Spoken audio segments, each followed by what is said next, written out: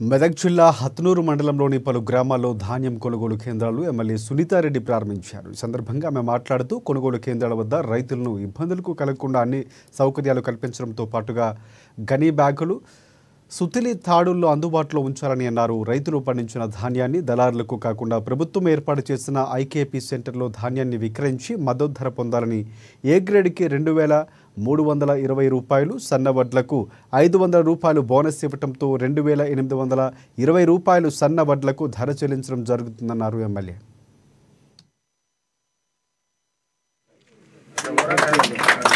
ఈరోజు ప్రభుత్వం ఏ గ్రేడ్కు 2,320 రూపాయలు ఇవ్వడం జరుగుతోంది. సన్న వడ్లకు దానికి అదనంగా 500 రూపాయల బోనస్ కూడా ఇవ్వడం జరుగుతోంది.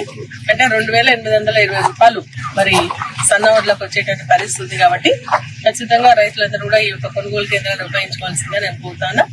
అధికారులను కూడా నేను విజ్ఞప్తి చేస్తా ఉన్నా.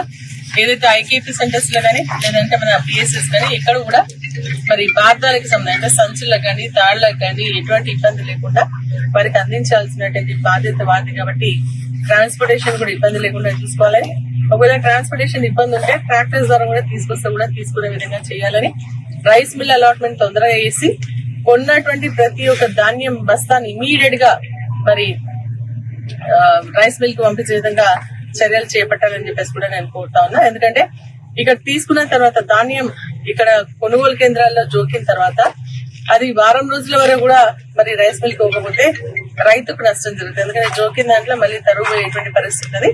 అదే విధంగా రైస్ మిల్ కి వెళ్ళిన తర్వాత కూడా అది దించుకోకపోతే, అన్లోడ్ చేసుకోకపోతే అక్కడ కూడా మరి రైతుకు 2 కిలోలు 3 కిలోలు నష్టపోయేటువంటి పరిస్థితి ఉంటుంది. కాబట్టి ఇమీడియట్ గా ఇక్కడికి వెళ్ళి తీసుకోవాలి, అక్కడ కూడా దించుకోవాలని చెప్పేసి కూడా నేను అధికారులకు చెప్తాను.